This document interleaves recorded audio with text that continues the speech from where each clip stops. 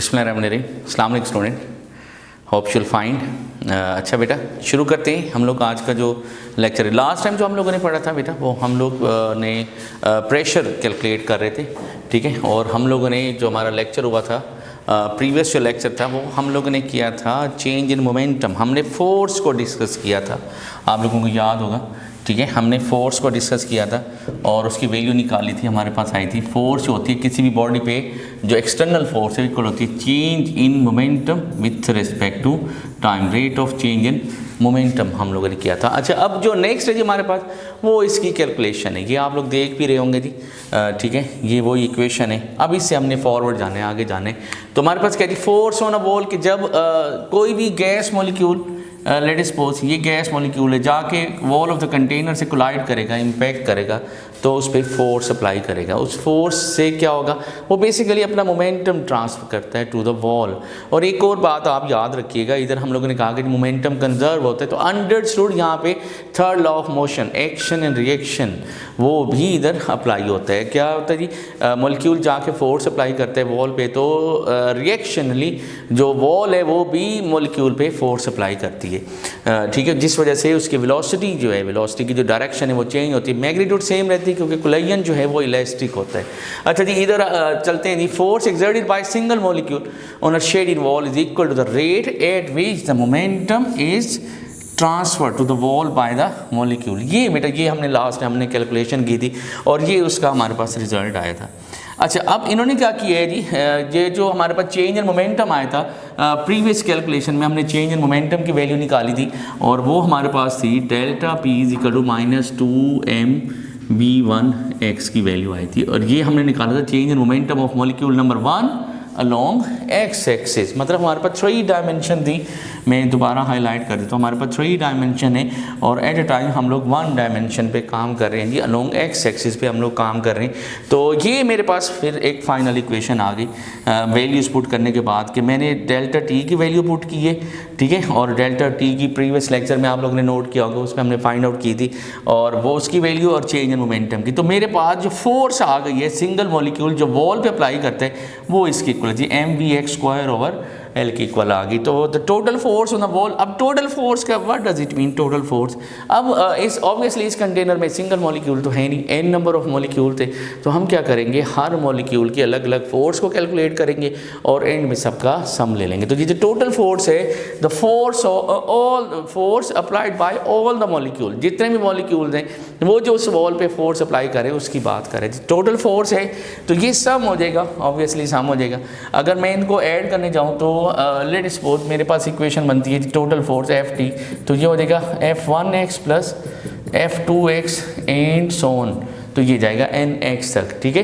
तो सबको कैलकुलेट करेंगे तो मेरे पास जो कॉमन वैल्यू आएगी वो 2 कॉमन वैल्यूज आएंगी, एक तो मैस और ये दूसरा ये जो लेंथ है जी, ये कॉमन आ जाएगा, ठीक है। हर मॉलिक्यूल की जो वेलोसिटी होगी वो डिफरेंट होगी। क्यों, हम लोग इनिशियली ये बात कर चुके हैं कि तमाम मॉलिक्यूल जो है ना रैंडम मोशन में, जब रैंडम मोशन में होंगे तो it's mean that after every collision, her collision के बाद हर मॉलिक्यूल की जो वेलोसिटी की डायरेक्शन है वो चेंज हो जाएगी।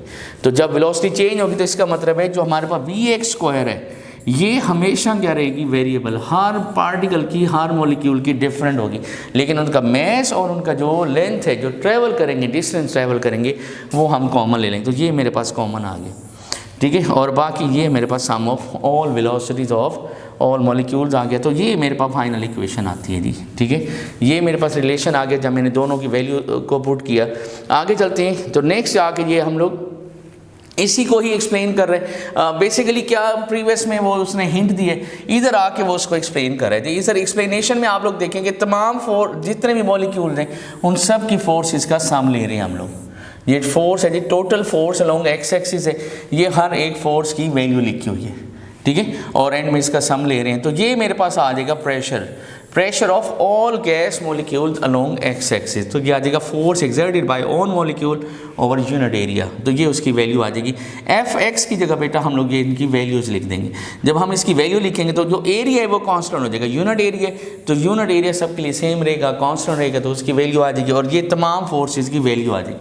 अगर आप इस इक्वेशन में गौर से देखें तो मैस ओवर लेंथ जो है ये कॉमन आ रहा है, ये देखिए नहीं, मैस ओवर लेंथ जो है हर वैल्यू में कॉमन है, तो मैस ओवर लेंथ को बाहर निकालेंगे तो ये आ जाएगा मैस ओवर एल क्यूब, ये लेंथ क्यूब आ जाएगा, क्यूब क्यों आएगा, एल स्क्वायर एरिया हो जाएगा और ये लेंथ, तो ये मल्टीप्लाई होकर हमारे पास क्यूब आ जाएगा जो कि इक्वल था वॉल्यूम के। ये हमने स्टार्ट में ही इसको एक्सप्लेन किया था कि जब हम एक क्यूब लेंगे जिसकी तमाम साइड्स की जो लेंथ है वो सेम होगी, तो अगर आप इसका एरिया लेंगे तो एरिया हो जाएगा हमारे पास एल स्क्वायर, और अगर हम इसका वॉल्यूम लेंगे तो वॉल्यूम आ जाएगा एल क्यूब। तो ये बेटा ये वही वैल्यूज़ हैं और ये हमारे पास इसकी फाइनल वैल्यूज़ आ गई।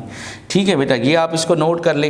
अच्छा जी आगे चलते हैं, नेक्स्ट क्या है जी, इसी कैलकुलेशन को आगे बढ़ा रहा है। तो इस कैलकुलेशन में देखिए हम लोग जो ड्राइव करके आ रहे हैं अभी तक इक्वेशन, हमने यहाँ तक इक्वेशन ड्राइव की है जी, ये हम लोग प्रेशर निकाल रहे हैं लॉन्ग एक्स एक्सिस, ठीक है, और ये मेरे पास वैल्यूज़ आ रही हैं। अब वो आगे जाके इसको एक्सपेंड कर रहे हैं, अगर आप इसको एक्सप्लेन करें तो ये बनता है जी मैस ओवर वॉल्यूम, ठीक है, एम ओवर एल क्यूब, तो ये इक्वेशन बनती है मैस ओवर वॉल्यूम, और मैस ओवर वॉल्यूम को हम एक्सप्रेस करते हैं बाय मीन्स ऑफ डेंसिटी, और डेंसिटी होता है मैस ओवर वॉल्यूम। तो टोटल मैस जब हम लोग लेंगे तो ये है जी mass of one molecule, single molecule का मैस है, तो एन नंबर ऑफ मॉलिक्यूल्स हैं, तो ये जो मेरे पास एम एन की जो प्रोडक्ट आ रहा है ये टोटल मैस हो जाएगा, ये total mass of all molecule आ जाएगा, और ये एल क्यूब इसका वॉल्यूम हो जाएगा।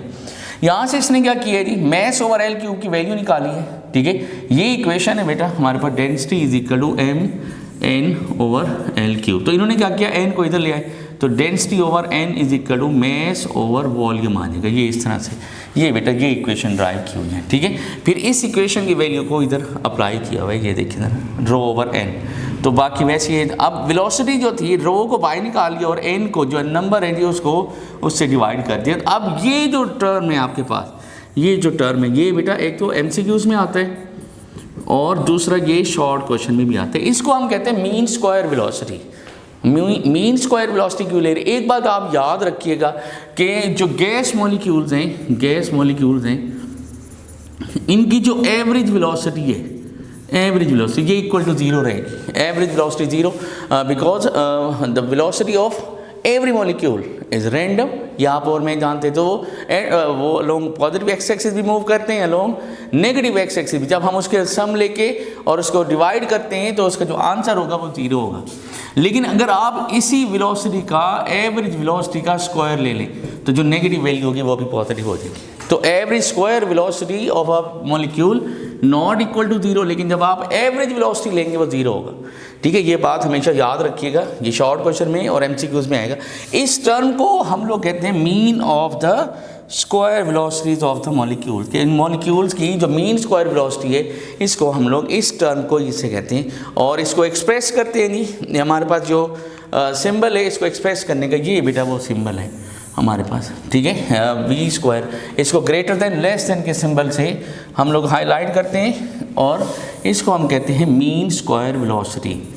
ये बेटा इसको हम लोग कहते हैं मीन स्क्वायर वेलोसिटी। जैसे मैंने आपको पहले बताया है कि जो एवरेज वेलोसिटी होती है वो इक्वल टू जीरो होगी, because positive as well as negative, उसका सम लेंगे तो आंसर जीरो होगा। लेकिन अगर आप इसी एवरेज वेलोसिटी का स्क्वायर लेंगे तो ये नॉट इक्वल टू जीरो होगा, क्योंकि जो नेगेटिव वैल्यू होगी स्क्वायर लेने से वो भी पॉजिटिव हो जाएगा।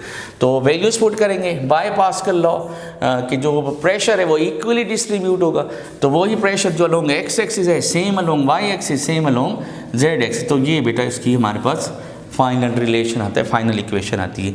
एंड दस इन जनरल फॉर्म अगर हम जनरली निकालें तो ये बेटा हमारे पास pressure of a gas molecules की इक्वेशन आ गई, ठीक है। आप इसकी डेरिवेशन को अच्छे से देखिएगा, इसको सॉल्व कीजिएगा और इसको नोट कीजिएगा। आगे चलते हैं जी, नेक्स्ट क्या कर रहे हैं वो रिलेशन ड्राइव कर रहे हैं between pressure and kinetic energy. हम लोग यहाँ तक इसको कैलकुलेट करके आ रहे हैं जैसे कि आप लोग देख रहे हैं, ये बेटा हमने प्रीवियस उसमें कैलकुलेशन की। ये रिलेशन कहाँ से आया है ये देखिए बेटा, यहाँ इधर शायद आप लोगों को कन्फ्यूजन हो, ठीक है। इधर हम लोगों ने जो उधर जो वैल्यूज लिखी हुई हैं वो डेंसिटी से, इधर हम लोगों ने लिखा हुआ है एम एन ओवर 3v, जहाँ पे m इज़ अ मैस और v is a volume, n is a total number of molecules हैं। तो ये आ जाएगा मैस ओवर वॉल्यूम, ये मैस ओवर वॉल्यूम, तो ये डेंसिटी के इक्वल है। हमने क्या किया, इसको 2 से मल्टीप्लाई भी किया है और डिवाइड भी किया। जब 2 से मल्टीप्लाई करेंगे डिवाइड करेंगे तो वैल्यू सेम रहेगी। फिर हमने क्या किया जी, इस मैस को अंदर ले आइए हम लोग, और ये जो 1/2 है इसको इधर ले आइए। तो इधर जो वैल्यू रह जाएगी ये 2n/3 रह जाएगा और ये मेरे पास आ जाएगा हाफ mv² जो कि रिलेशन शो करता है अबाउट किनेटिक एनर्जी, ठीक है। और ये n/v को वो एक्सप्रेस कर रहे हैं n0 से। n0 क्या चीज़ है जी? Number of molecules per unit volume. n/v ये बेटा n0 जो है ये इक्वल है n/v के इक्वल, नंबर ऑफ मॉलिक्यूल पर यूनिट वॉल्यूम से इसको रिप्रेजेंट कर, जिसको n0 से शो कर रहे हैं।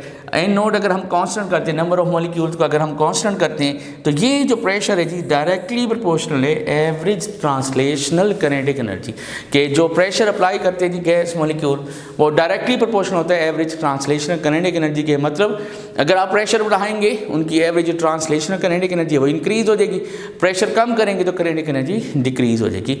इसके उलट चलेंगे, वाइस वर्सा चलेंगे, मतलब आप काइनेटिक एनर्जी बढ़ा दे प्रेशर बढ़ जाएगा, आप काइनेटिक एनर्जी कम करेंगे तो जो गैस मॉलिक्यूल प्रेशर एक्सर्ट करते होंगे on the wall of the container वो रिड्यूस हो जाएगा। अच्छा ये इक्वेशन होगी हमारे पास।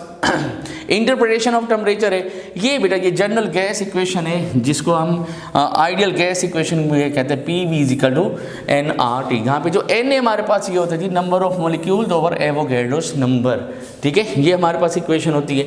अगर हम स्मॉल n की जगह ये वैल्यू लिखें तो मेरे पास आती है इक्वेशन P=N/NA/RT।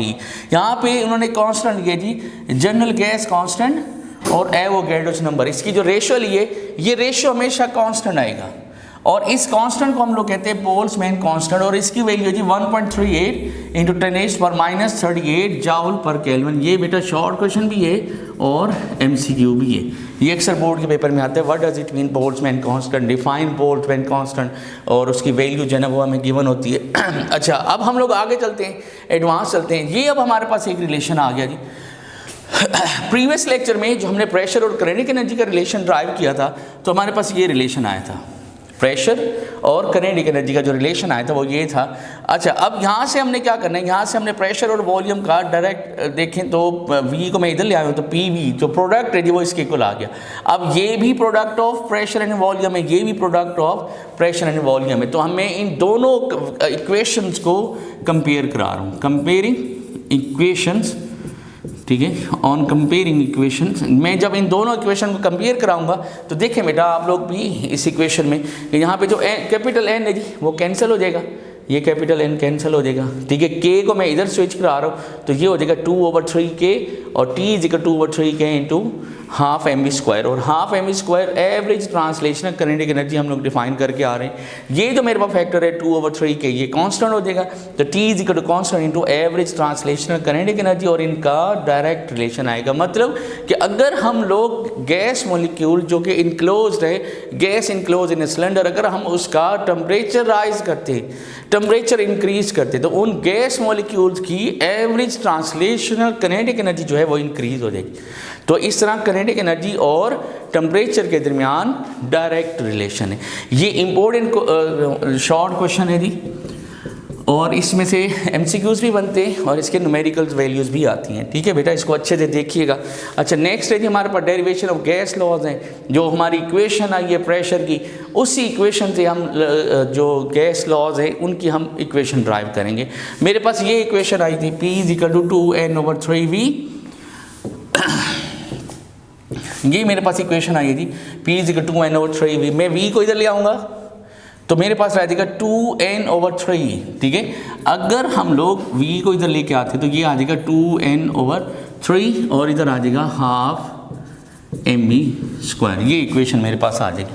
तो अगर मैं इस काइनेटिक एनर्जी को कांस्टेंट कर दूं, ठीक है, काइनेटिक एनर्जी को कांस्टेंट कर तो ऑटोमेटिकली जो टेम्परेचर है जी वो भी गैस का क्या हो जाएगा, कांस्टेंट हो जाएगा। क्यों, वो मैंने सीखा है प्रीवियस इक्वेशन से कि जो टेम्परेचर है वो डायरेक्टली प्रोपोर्शनल है एवरेज ट्रांसलेशनल काइनेटिक एनर्जी की। जब आप काइनेटिक एनर्जी को कांस्टेंट कर देते हैं, टेम्परेचर को कांस्टेंट कर देते हैं तो अंडरस्टूड, तो फिर जो प्रोडक्ट है हमारा PV तो ये वैल्यू भी क्या आ जाएगी, कांस्टेंट आ जाएगी। तो ये बेटा बॉयल्स लॉ कहलाता है कि प्रेशर, अगर मैं इसको एक्सपेंड करूँ, इस इक्वेशन को एक्सपेंड करूँ तो ये बनता है जी PV कांस्टेंट, ठीक है, और ये आ जाएगा P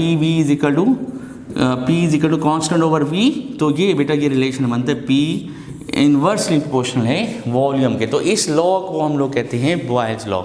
ठीक है जी, तो ये हमने इसी इक्वेशन से बॉयल्स लॉ को डिफाइन कर लिया।